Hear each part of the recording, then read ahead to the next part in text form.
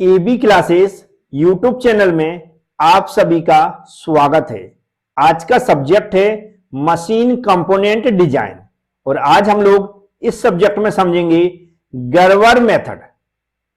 और आप लोग गर्वर मेथड को समझना चाहते हैं तो जो मैं समझाऊंगा उसको ध्यान से सुनें और वीडियो पूरा देखें, समझ में जरूर आएगा। तो चलते हैं, स्टार्ट करते हैं।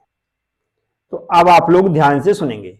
यहां पर क्या लिखा, गर्वर method for combination of stresses. ये जो कॉम्बिनेशन ऑफ स्ट्रेसेस लिखा है इसका सभी को मतलब पता होना चाहिए, तो पूरा लेक्चर समझ में आ जाएगा। ये जो कॉम्बिनेशन ऑफ स्ट्रेसेस है इसका मतलब होता है जब किसी मशीन के पार्ट्स पर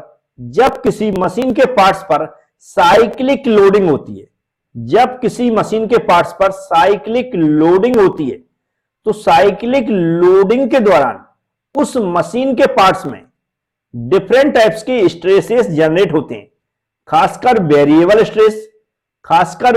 स्ट्रेस और मैक्सिमम और मिनिमम स्ट्रेस कब देखने को मिलेंगे, जब भी आप इसका जो डायग्राम होता है, इस तरह का कुछ आपने देखा होगा, इस तरह का डायग्राम।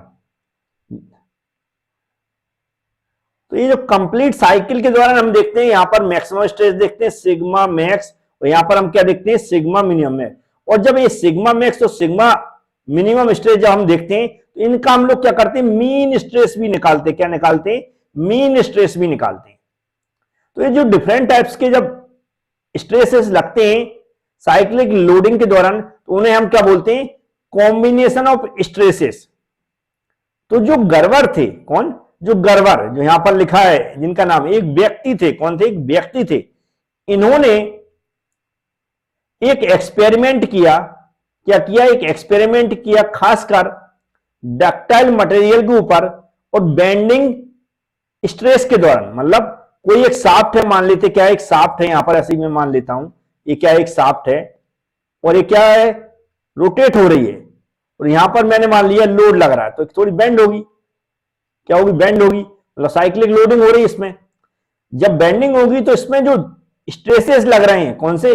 खासकर वेरिएबल स्ट्रेस। कौन से? Variable stress. और जो हमने कहा कि क्या, कौन से निकालेंगे? मीन स्ट्रेस और मीन स्ट्रेस। इन दोनों के बीच में उन्होंने रिलेशनशिप निकाला। रिलेशनशिप मतलब एक दूसरे के अनुसार वह क्या इफेक्ट पड़ता है। और उन्होंने एक ग्राफ ड्रॉ किया।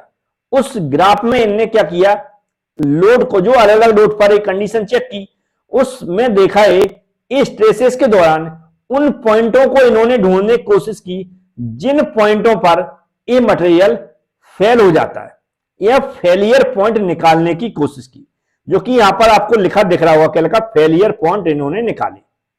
क्या निकाले? Failure point. इन्होंने जो एक्सपेरिमेंट किया था, जब एक गर्वर मेथड का इन्होंने बनाई थी, ये सन थी लगभग 1874 में। कब? 1874 में रिलेशनशिप बनाया था। और वो कायदे से इन्होंने कुछ फॉर्मूले भी बनाए थे, वह मैं आगे बताऊंगा, वेरिएबल स्ट्रेस निकालने के लिए। अब ये ग्राफ क्या शो कर रहा था, यहां पर ध्यान से हमें समझना है।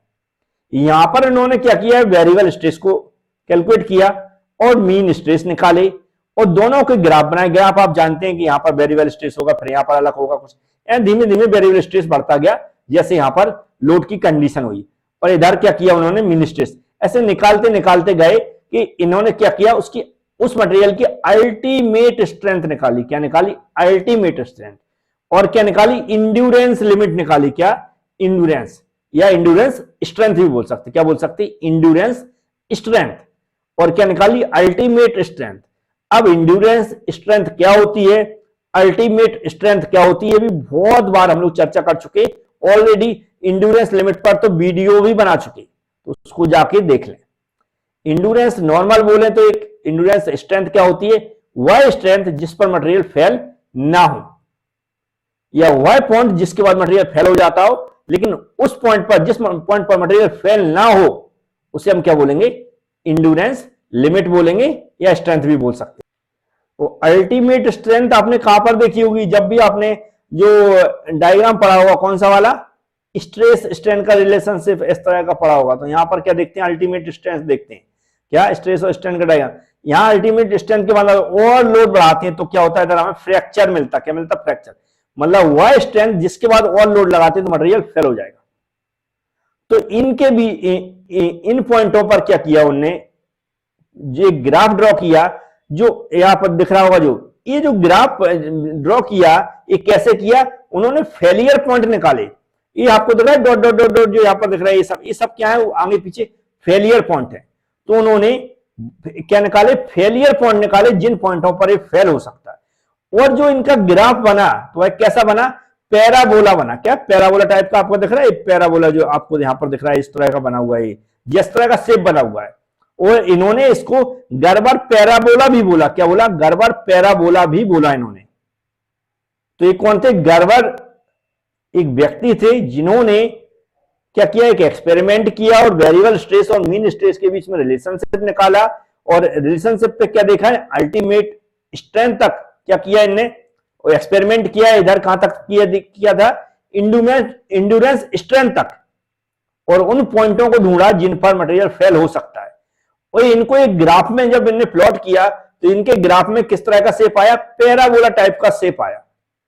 और इन्होंने इसको गर्बर पैराबोला भी बोल सकते हैं इसको, और गर्बर मेथड भी बोल सकते हैं। लेकिन ऐसा बोला है, लेकिन इनकी जो मेथड, इसके बाद बहुत सारे एक्सपेरिमेंट किए, तो कुछ जो यहां पर आपको स्ट्रेट लाइनें दिख रही हैं, जिसमें गुडमैन लाइन है और जो भी आगे की लाइन है, इन दोनों को ज्यादा सेफ माना मटेरियल के लिए। जो पैराबोला यहां पर बना, इससे ज्यादा स्ट्रेट लाइन जो यहां पर बनी हुई है, इनको ज्यादा सेफ माना है। लेकिन अभी हमें ये कुछ नहीं समझना, यहां पर समझना सबसे पहले गर्बर पैराबोला मेथड, उसी को समझना है। और इसके लिए जो हमारी जो यहां पर दिख रहा है वेरिएबल स्ट्रेस, जो स्ट्रेस दिखा रहा है, इसको निकालने के लिए हम कौन सा फॉर्मूला यूज करते हैं उसको भी समझना जरूरी है। तो जो वेरिएबल स्ट्रेस निकालने के लिए इन्होंने, इनके अकॉर्डिंग जो फॉर्मूला इन्होंने बनाया था जिससे इन्होंने वेरिएबल स्ट्रेस कैलकुलेट किए थे, वह था सिग्मा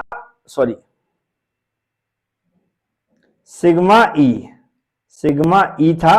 फिर ये बड़ा ब्रैकेट लगाना हमें, और क्या लिखना, 1/F एस, फिर लगाना माइनस, फिर ब्रैकेट ऐसा लगा देना है, उसमें लिखना हमें सिग्मा एम वटे सिग्मा यू, फिर इसको बंद करना है और इसका स्कोर चढ़ा देना है, फिर पॉइंट लगा के हमें क्या लिखना, एफ एस लिखना।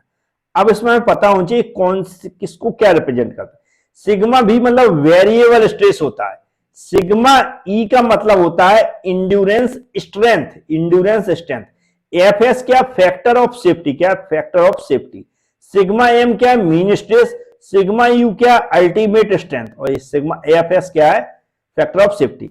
फिर इन्होंने इसको मॉडिफाई किया, मॉडिफाई करके हम अगर फैक्टर ऑफ सेफ्टी के रूप में अगर निकालेंगे इस फॉर्मूले को, तो जो फॉर्मूला इसी ये फॉर्मूला बन जाता है sigma 1/Fs equal sigma M upon sigma U, sigma upon sigma U, उसका क्या ऐसा स्क्वायर चढ़ा देना है।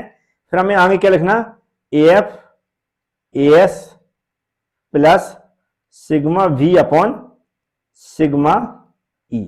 इस फॉर्मूले को इन्हें मॉडिफाई करके क्या बनाया, ये 1/Fs मतलब factor of safety, sigma mean stress, sigma you ultimate strength, ये इनका होल स्क्वायर, फिर एफएस मल्टीप्लाई में है factor of safety, plus sigma we variable stress बटे सिग्मा ई इंड्योरेंस स्ट्रेंथ। इस फॉर्मूले को इन्होंने बनाया।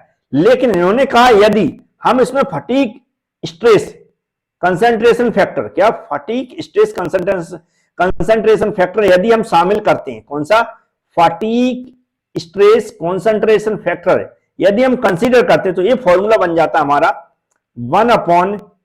1/Fs equal sigma M upon sigma U, इसका क्या है, होल स्क्वायर है, ऐसा होल स्क्वायर लगा लें, और फिर क्या लिखेंगे इनटू एफ एस, फिर क्या प्लस है सिग्मा वी इंटू के एफ बटे हो जाएगा हमारा सिग्मा ई। तो यहां पर हमने इसमें मल्टीप्लाई किसके कर दिया, के एफ। ये के एफ क्या है, मैंने बताया था फटीग स्ट्रेस कॉन्सेंट्रेशन फैक्टर है।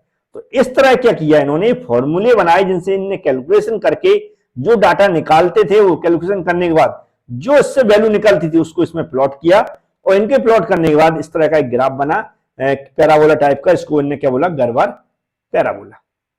उम्मीद है बहुत बार रिपीट कर चुका हूं, सब कुछ समझा चुका हूं, समझ में आ गया होगा। वीडियो को लाइक जरूर कर दें और चैनल को सब्सक्राइब कर लें, बेल आइकन पर क्लिक कर लें, जिससे कि आने वाले वीडियो की नोटिफिकेशन आपके पास पहुंच सके। Thank you friends.